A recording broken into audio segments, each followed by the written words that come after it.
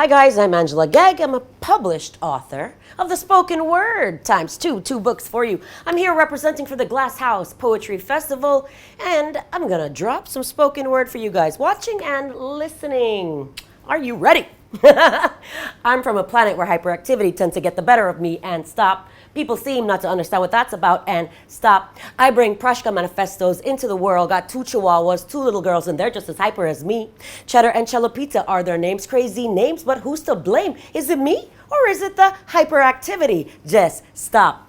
I work in the service industry and stop. Got 20 people working along with me and stop. Where customer service is completely key and stop. Stop because stop, I need to stop sometimes and breathe. Breathe because I think too fast, talk too fast, write too fast, and am too fast, and then I've got to stop. That was the one called a stop and breathe. Totally different genre of spoken word for you guys. Now I'm gonna take you to one I've written about love. This one is called You Are the Bane of My Existence. Are you ready? You are the bane of my existence. It's like the persistence of memory come back to haunt and condemn me. For surely I could have seen it in those eyes that looked at me in the face. Disgrace, I say, for you to portray such a level of indecency. One day, your words, your actions, and your voices will come back to haunt you and that devil that lives inside of you. So free I am now from the taint of your sexual relations. Silly me to think that you actually loved me. That was another piece right there, guys. That's actually from my second book called Artist's Confessions. Are you ready for more? I'm trying to think. I don't know what to give you. I don't know what to say. I don't know what kind of poetry I should bring out to the world on this day. That's a little freestyle, but I think it's time for me to do another one. You want me to be your blonde-haired, big booby, sexy lady, wash and mash little trophy wife while you go out and squander the fruits of our labor, drinking and gambling and smoking that fine weed while I go home and I cook and I clean and I seem to be simply perfect. So perfect with my silhouette of sexy curves that deserve nothing more than a applause and a, oh my God, you're such a lucky guy. Damn, man, you got yourself a trophy wife.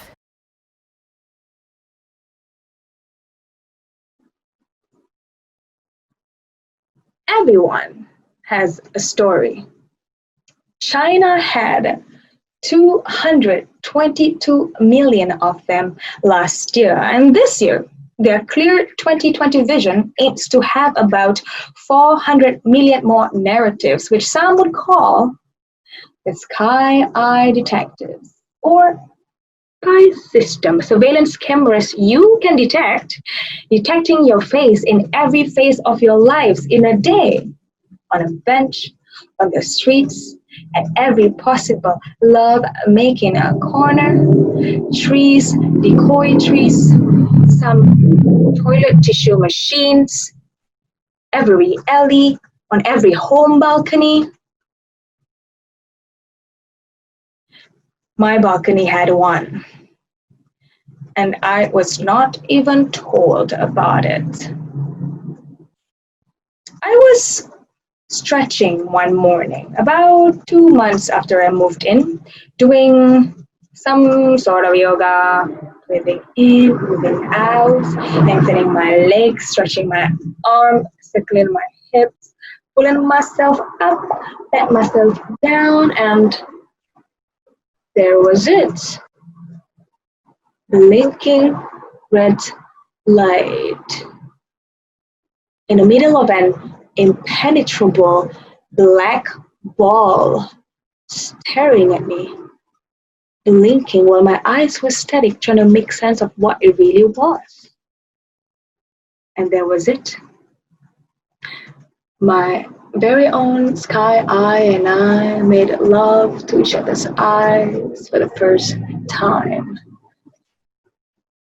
What the I had been watched in my own private space without even being informed about it. So I quickly grabbed my phone to reach out to my neighbors, landlord, and the management office for clarification. Just plug it out, don't you worry, was what they told me. But never have I felt such a violation to my privacy. But what is privacy? The conditioning shaped by the sky eye had hypnotized the people to swear to no secrecy. They are told to sacrifice personal privacy in the name of collective safety, which I kind of agree.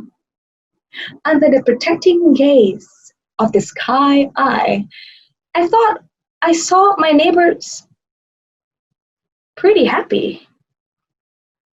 It certainly felt safe in China for me, where I was at least. Children were free, roaming outside, playing, exploring, while their grandmothers were dancing. But who's been watching? Who's been keeping scores? Crediting, discrediting? I was told computers in China are very smart. The Chinese facial recognition technology is power. Even the motion of an old man's mouth spitting, they can capture.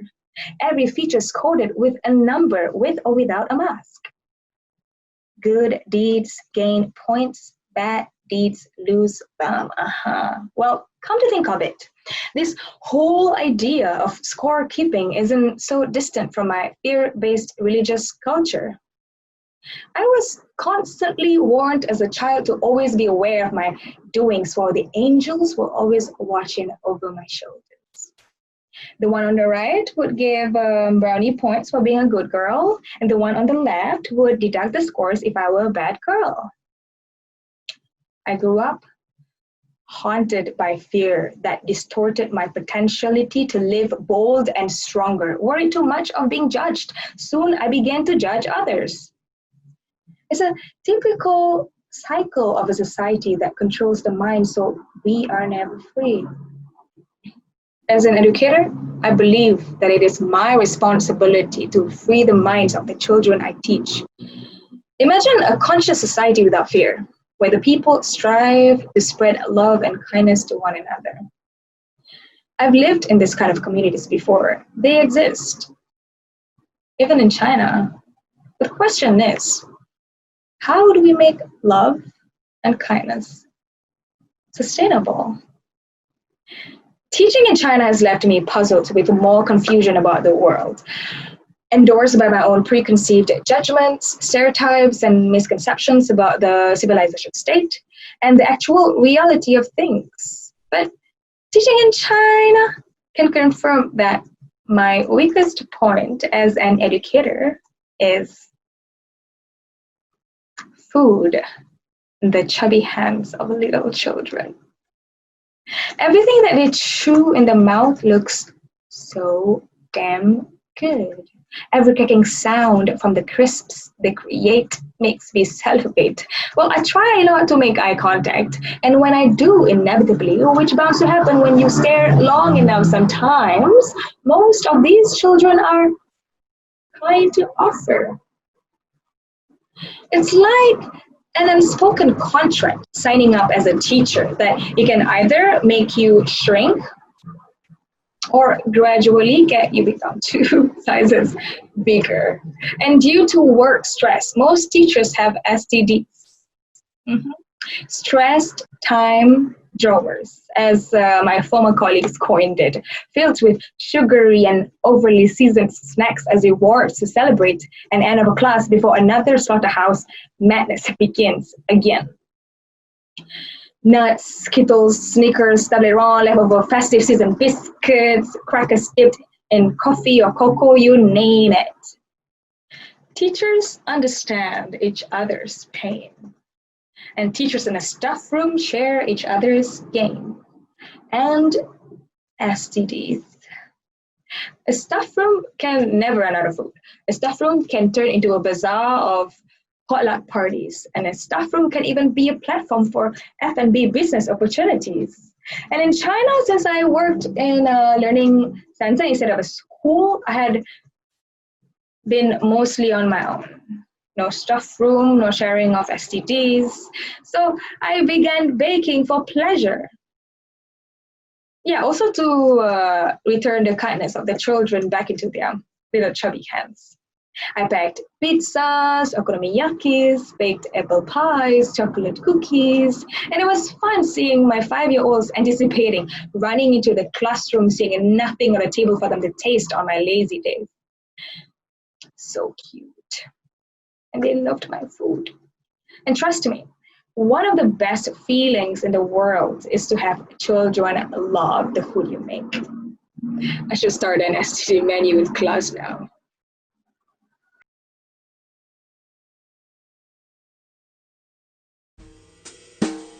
Dear Eyebrow/Eyebrows, you used to be one, all on your own with a wispy, thin, barely visible torso. You're a squirmer, such carefully curated trembling like a belly dancer's arms, fidgety like a black-naped hare on the run. You are full and unruly like South Asian mangroves, steaming with coastal heat. You accent all my troubles and pleasures. You swell up, spilling from the bone like a river after monsoon. You are the surprise and joy my eyes cannot contain. You are wild and anarchic, that only a thread is meticulous enough to tame. For 2 weeks to be exact. Your right side always seems to have more opinions. Oh, you are so dramatic, and oh, so passionate. But thank you for being the roof from which my feelings blare, because you will always be a candid connector with a tendency to overshare.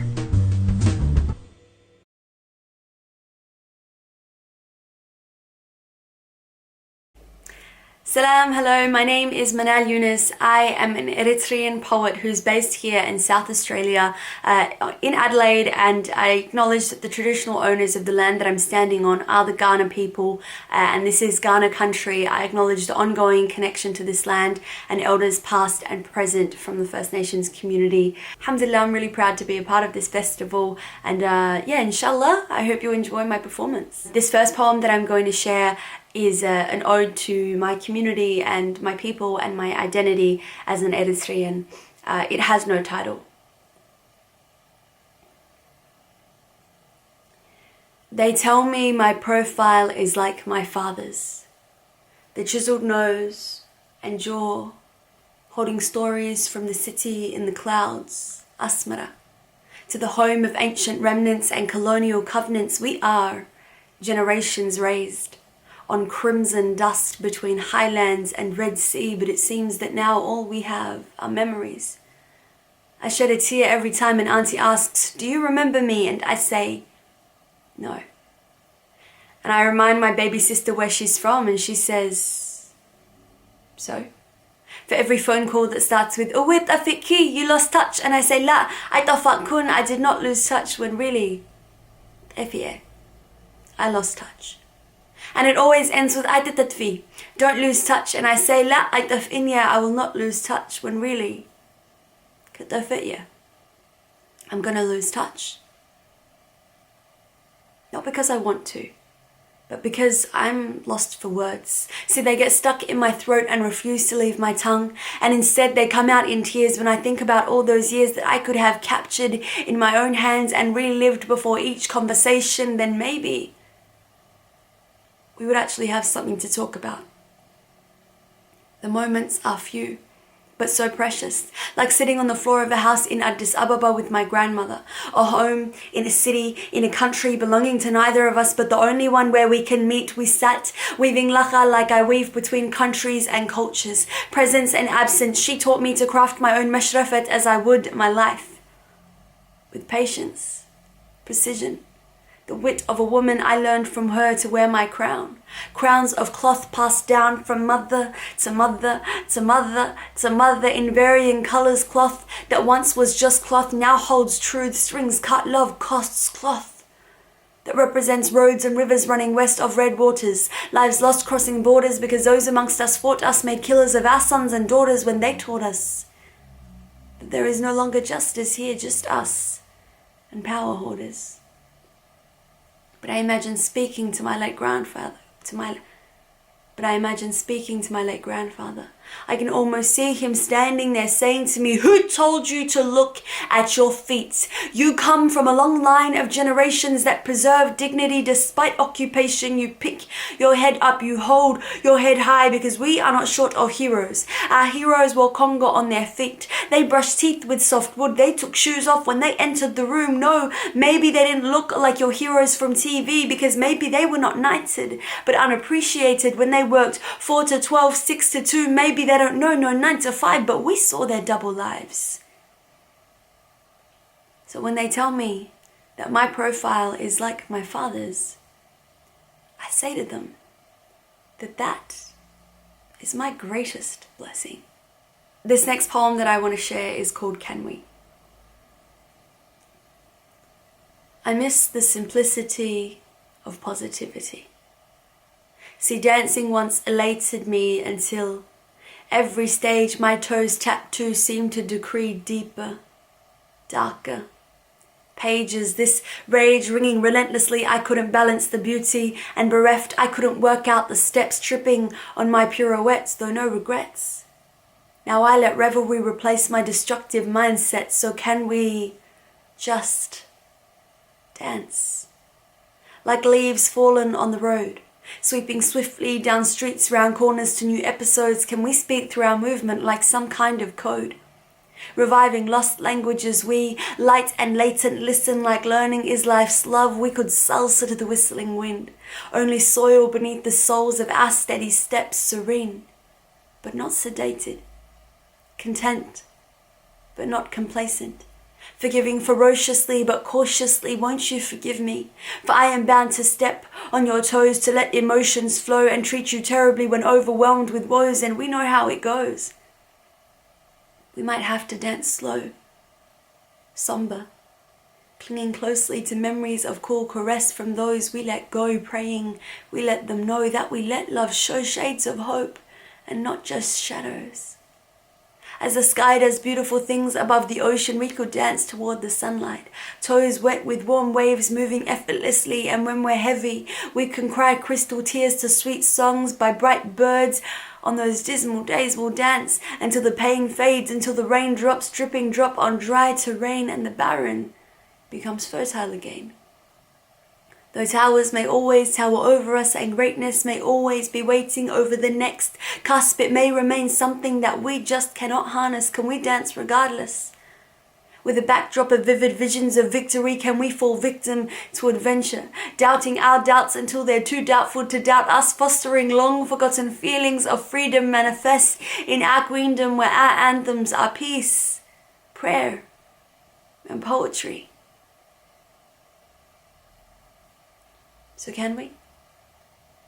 I hope you enjoy the rest of the festival. Thanks. Ma salama.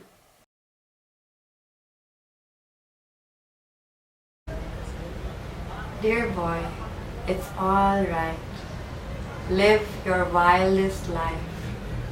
I was never one to prize your troubadour's eyes, no longer looking at mine. What loss we have passed through. Dear boy, it's all right. Look how far up the tree, how far below me. Your bite curls, black breathing wine. So high you have climbed to reach for the clouds and lose sight of me. I am lost and unmoored and grieving you. The earth tightens its grip. The world lights up with each tear. The days are getting harder down here. The ground has taken leave. I'm writing poetry. I hope you're climbing higher up the tree.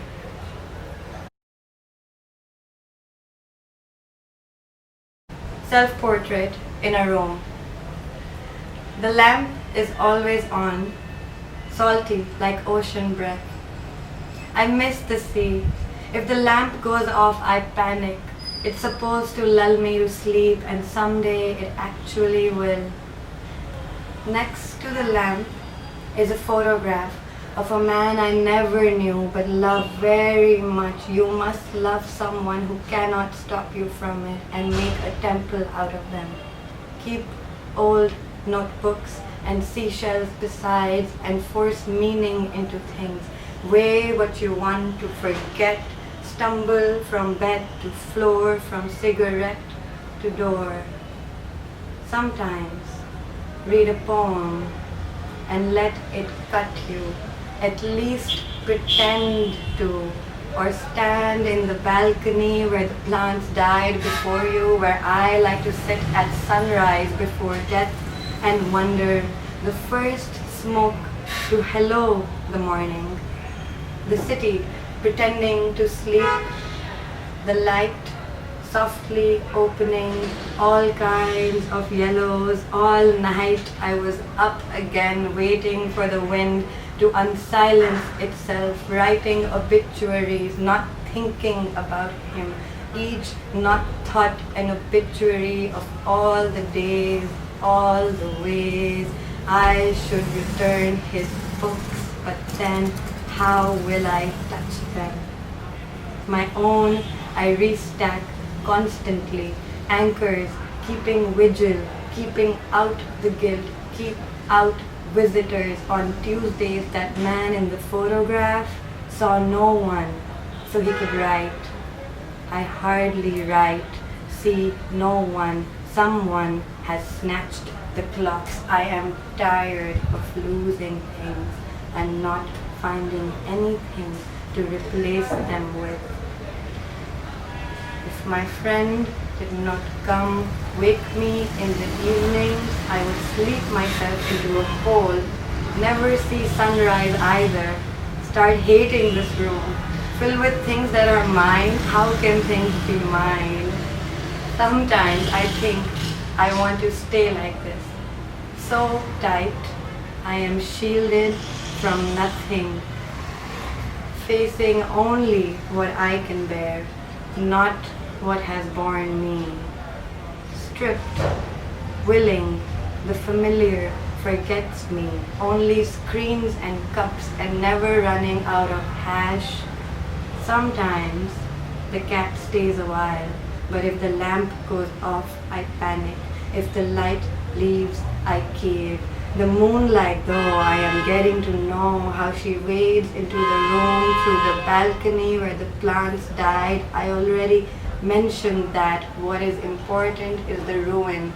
The petunias died on the same day, in the same way, a metaphor for something. Something inside me lives, though. I know it when I see the dead plants in morning light and am struck.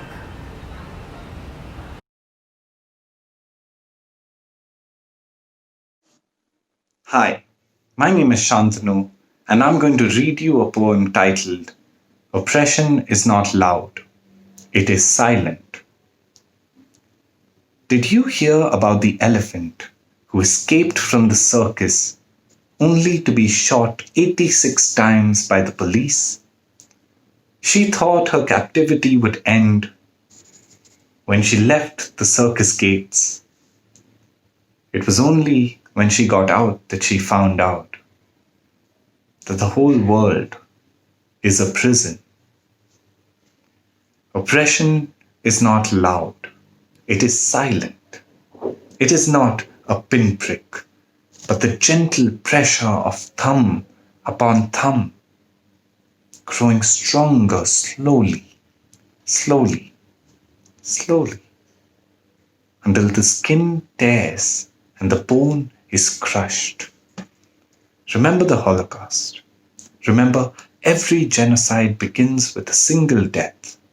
Remember 1984, the book and the history. Remember 2002. Remember, the cost of a person's life is only how much we ask them to pay for it.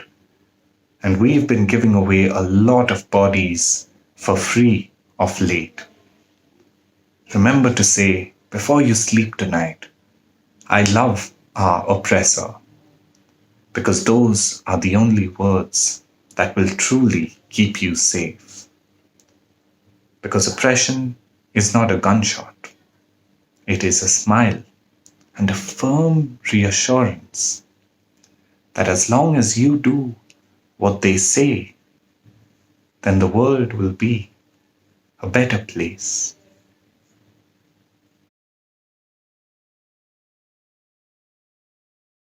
In my dreams, I'm imitating a dragon-tailed butterfly. It's the only way I can show you what a universe looks like caught mid-sky. How its wings flutter against the wind, how its tail moves like the rudders of a boat. Beauty is a thing we have trusted each other with. So is survival, a life catching another life. A woman bends over water, dances to her reflection, a cartographer's nightmare so fluid she could be the ocean and the sound underneath it. Above her, a red-breasted bird balances on a tree and for the first time sees a portrait of itself in the sea here, its bandaged arm here, a ticketed eye that has traveled the world. Beauty is the thing we have trusted each other with. So when the curtains part, when the rain pours in, when we stand at the edge of a cliff with our fingers rolled in, when the streetlights become too dim and the last passenger leaves the last train, let us turn ruins into monuments for the birds to sleep in. Let their paintings hang in soft colors in the museums built for them. Let the only language of unconcern be to forget to hold on to our names and in all our forgiveness for the train ride, the street light, the thunderstorm. Let our wing chimes speak of the trusting palms that we left behind, that we take into our dreams tonight, and come out, still dancing in inimitable freedom. The wings, the tail, all.